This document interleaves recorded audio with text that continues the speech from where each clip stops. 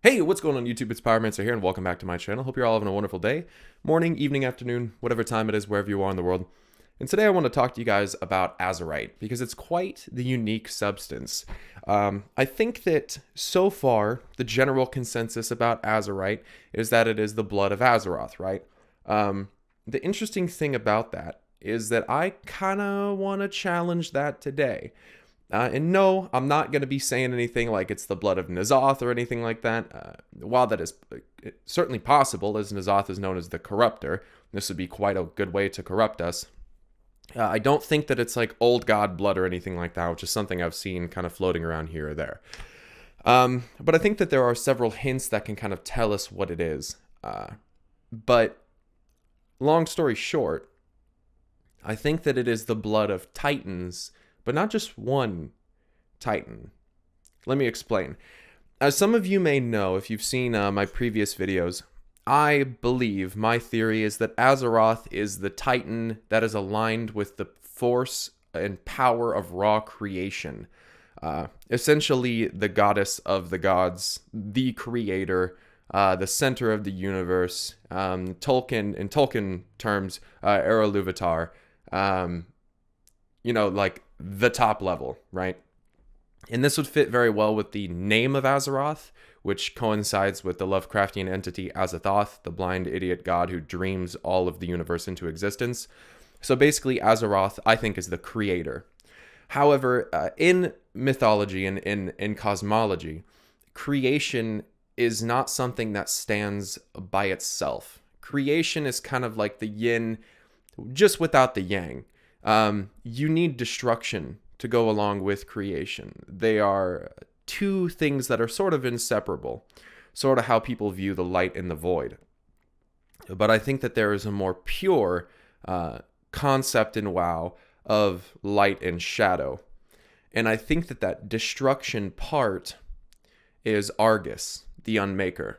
This entity who has seemingly been completely absent from the WoW storyline, from the Chronicle books, from everything. But given that the Legion was making Argus their home planet since forever, that's always been the case, I'm not one to believe that Argus the Unmaker is a new concept or idea. And as I've pointed out in videos in the past, it is, in fact, shown in 1000 Years of War, which is a canon audio drama that was released when Legion came out.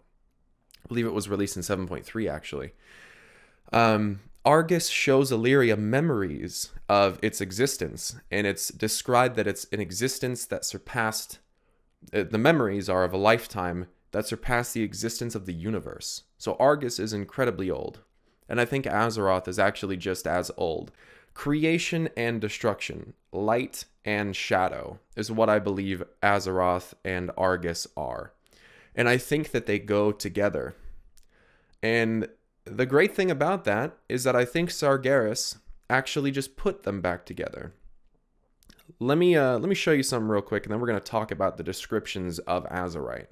So in the cutscene at the end of Antorus, when you see Sargeras get imprisoned, when he's drawn out of the cloud, he hoists his sword up. And listen, I want to throw out there, they don't really tend to make, they don't have accidents in these cutscenes, right? I've spoken to Terran Gregory, personally the guy who leads the development of these cinematics, and the guy is extremely passionate about what he does. He's extremely detail-oriented, and there are a lot of small hidden details in that cinematic that are worth noting. One of them is that when Sargeras holds his sword up, you can see the hilt of the sword, and you can see that there's nothing in it. There's no energy in the hilt of the sword, okay, before he stabs it. Remember, he manifests this shit out of thin fucking air. Like, I've never seen anything that incredible in WoW. Like, that is a massive sword that he basically just, whoop, and it's there. So, first of all, that was amazing. But remember, the Pantheon is allegedly using the remaining power of Argus to imprison Sargeras at the seat of the Pantheon. Keep in mind that Magni shows us that the reason for which we take Argus's world soul to the seat of the Pantheon is to sever his connection to Sargeras. So they are connected in some manner. But in the mythic phase, when Sargeras seemingly kind of gets in attachment with Argus again, Argus turns to black and red, which is quite curious, black and red, and he turns into this apocalypse mode. Well, as Sargeras is taking that sword and stabbing it down in the earth, after it actually impacts Azeroth, you can see in the hilt that there is now some energy. Remember, they're blasting him with Argus's energy, that huge beam of energy, right? Allegedly. That's what we're told anyway. If Sargeras was in any way able to reestablish that connection with Argus, which in the mythic fight it sure does seem that he does at the end, it may be possible that in those closing moments before Sargeras was imprisoned, that he literally took Argus with his connection to him and put him in that blade as a vessel for Argus's soul. And I think that there's a lot of evidence to support this. The first and most obvious being that the texture of the red and black roiling energy in Sargeras' sword is exactly the same as it is from the mythic Argus fight. It is the exact same texture, exact same color. I'm pretty confident that it's the exact same energy. And then you have Ogmot, his dream journal in Silithus, pointing out that blade has shiny eye. Why see? We don't see the eye in the blade. It's almost as if something is watching us, huh? The blade always watching us. They talk about Argus, the one who got wakened, about the great victory that our enemy not even notice. And all of a sudden, when the sword gets stabbed into the planet, now you have Azerite bubbling up from the ground. Let me read to you how Sylvanas reacts when she first touches Azerite for the first time. This is out of Before the Storm. And for those of you that say that I don't read the books, I just make the lore up. Really? I read the books. And I pay a lot of attention, as you can tell. This is what Sylvanas says when she first touches Azerite. Her eyes flew wide, and she sucked in a soft gasp of astonishment. Once she had mourned the life denied to her. She had contented herself with the gifts of her undeath, her devastating banshee wail, the freedom from hunger and exhaustion, and the other shackles that tethered mortals. But this sensation dwarfed them both. She felt not merely strong, but mighty, as if her grip could crush a skull, as if a single stride could cover a league and more. Energy coiled inside each muscle, straining like a beast of pure precision and power against a leash. Thoughts raced through her brain, not simply her usual calculating, cunning, clever thoughts, but shining, frighteningly brilliant ones. Innovative, creative. She was no longer a dark lady or even a queen. She was a goddess of destruction and creation. And she was stunned that she had never understood how deeply the two were intertwined. Armies, cities, entire cultures, she could raise them and fell them. Stormwind would be among the first, yielding its people to swell the numbers of her own. She could deal death on a scale that... Sylvanas released the orb as if it had burned her. This will change everything. So, when Sylvanas holds Azerite, she feels like a goddess of not just creation, what I believe Azeroth to be, but also destruction. Remember Argus's title, the Unmaker. What the fuck does that even mean? He unmakes things? What is that? Destroying things? Basically the Destroyer, a title that Sargeras has seemingly taken on, considering that he was used to be, according to Chronicle, the greatest champion of the Pantheon. But now he's even referred to as the Destroyer by Magni, which actually matches the RPG lore, by the way. That's what he was called back in the RPG lore, which is interesting. But Sylvanas feels this power of creation and destruction. So not just creation. Here's the thing, is that this isn't the first time that Azerite has ever necessarily been seen on Azeroth. Galliwix tells Sylvanas that out on Kizan, when they were mining down under the volcano, they came across one single vein of this golden liquid.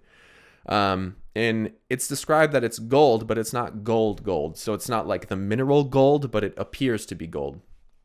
And that he used it in order to craft that topper that was on his old cane, which was a dark red. He said over time, after the whole Deathwing thing, that the golden crafting that was on the cane topper slowly turned to that red just naturally. But that's kind of interesting, because even though Galliwix has allegedly seen this energy before, and his cane does turn back to that gold and blue, he doesn't talk about the blue part of it at all. But he does point out that ever since Sargeras stuck that sword back in the planet, Azerite started popping up again, and the cane turned back to that gold and blue color. Ooh, that's really interesting. That's really weird that would happen. So the question then becomes, what is causing it to turn to gold and blue? Or what is doing that? Well, if it's the sword, what is in the sword? Well, I'm speculating right now that Argus the Unmaker was in that fucking sword.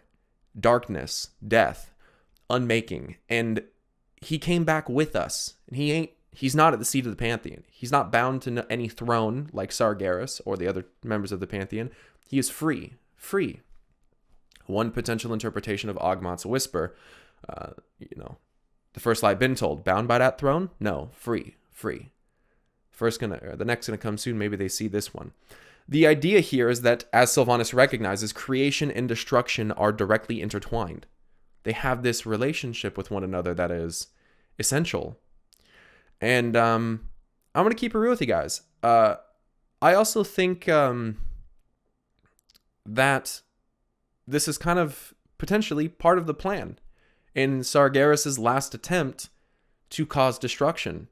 And I think it's, in my personal opinion, rather clear that with the power that we've been given through this Azerite, which is this blue color, which again would match Argus in one of his forms anyway, in this gold color, this creation, this light of Azeroth, I believe, I think that this energy, and I think the way that the Horde specifically is going to utilize it, could actually be used to bring about the end of the world. And I think that Jaina, in one of her little monologues she had in a cutscene prior to BFA's release, Jaina says, "We've made kindling from our suffering, stirred the embers of resentment, just waiting for a single spark to set the whole world aflame." Set the whole world aflame? Hold up. Let's backpedal the Cataclysm. Because that's what the Twilight Hammer cultists at the end of the Stonecore dungeon said was going to happen. The world will be reborn in flame. Is that kind of the idea that Deathwing was going for? Let's talk about Deathwing, actually, while we're on that note. Deathwing says to Ysera, or not Ysera, says right to Alexstrasza, in one of the quest lines, I think it's like Wrath of the Dragon Queen or some shit back in Cataclysm. He literally says to Alexstrasza, "Look upon me and you see death incarnate, the unmaker of worlds." The unmaker of worlds. Interesting. Because Deathwing has a rather similar aesthetic to Sargeras, who had a connection with Argus. Remember that Deathwing got his power, that insane fire stoked within him, allegedly from N'Zoth. Well, if N'Zoth wants to bring about the end of the world, and is not trying to infect the sleeping titan, as most people think, because of what Chronicle tells you, if N'Zoth gave Deathwing that power, and Deathwing is all of a sudden calling himself the Unmaker of Worlds, then is N'Zoth working with potentially Sargeras and Argus and the Burning Legion to bring about the end of the world? To bring about the Hour of Twilight? To bring about Ragnarok? Because that's kind of what it seems like to me. And if you're not so keen on the idea of the old gods or N'Zoth working with the Legion, remember that the satyrs were literally crafted by Sargeras. The first satyr, Xavius, was made by Sargeras, assumedly using the power of Argus. And the satyrs have a pretty keen attachment to the dream. They can do all sorts of fucked up shit within the dream and the nightmare. And the description for Xavius on the Legion website, way back when the website was all themed for Legion, and I think you might even still be able to go back and look at it now, you can read the description for Xavius in his nightmare form. He's like the big black and red form. And it says that he is out to vanquish all who oppose the Burning Legion. Not N'Zoth, not Ashara, even though he works for both of them, but for the Burning Legion.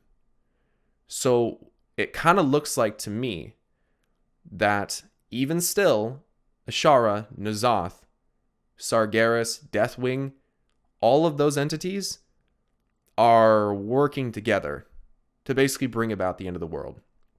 And Sargeras sticking that giant sword in our planet, Sargeras is basically Surt from Norse mythology, the bringer of Ragnarok. I think we're fast approaching the end of the world. And I think Azerite is the key to how that will happen. The energy of creation and destruction. And that's what it boils down to. That's kind of the idea here is to kind of put it all in one sentence for you. Sargeras basically took Argus and put his essence in that blade as he was being imprisoned and stabbed the Titan of what I can tell, death, into the planet. And it's very possible that now that energy and that potentially even blood is mixing with the blood of Azeroth, and that is what Azerite is. And I think there's one other potential hint at this, and that is the color of Argus, the planet. When you look at Argus, it's not actually covered in fel energy. A lot of it is. There's a lot of green fel energy. But a lot of it is gold, golden yellow, and blue. Most of the planet, actually, when you're on the planet, that's what most of the colors actually are down below you. And sometimes they mix together to create kind of a green color. And the same thing is happening on Azeroth with Azerite. If you go over to some of the Azerite pools and crystals, you can see that the blue and yellow are kind of running together and kind of creating this green color. I don't really know what that is. Like, I don't know if that's fel. I don't know what that is. But it's just kind of curious that that's also happening on Azeroth. And given the idea that Argus and Azeroth are two of the oldest beings in the entire universe, and that they're meant to work in like a dualistic kind of tandem, and that they've not been allowed to do that, I think it kind of all makes sense as far as the cycle, the circle being completed, the hour of rebirth drawing near that Sargeras talks about. He's basically, from what I can tell, orchestrated the apocalypse. And also the awakening of Azeroth. Because I'm going to keep it real with you guys, and this is probably going to be the next video. But I think that the whole world of Azeroth is a prison. The whole damn thing. All of it. It's not an incubation chamber to keep her safe and wait until she wakes up. No, I think it's a prison. And I think the Emerald Dream is a huge part of that prison. So, that's the theory pretty much. I think that's all of it. Yeah. Azerite, the blood of creation and destruction. Argus and Azeroth. And the key to the apocalypse, which I think we're fast encroaching on. I mean, hell.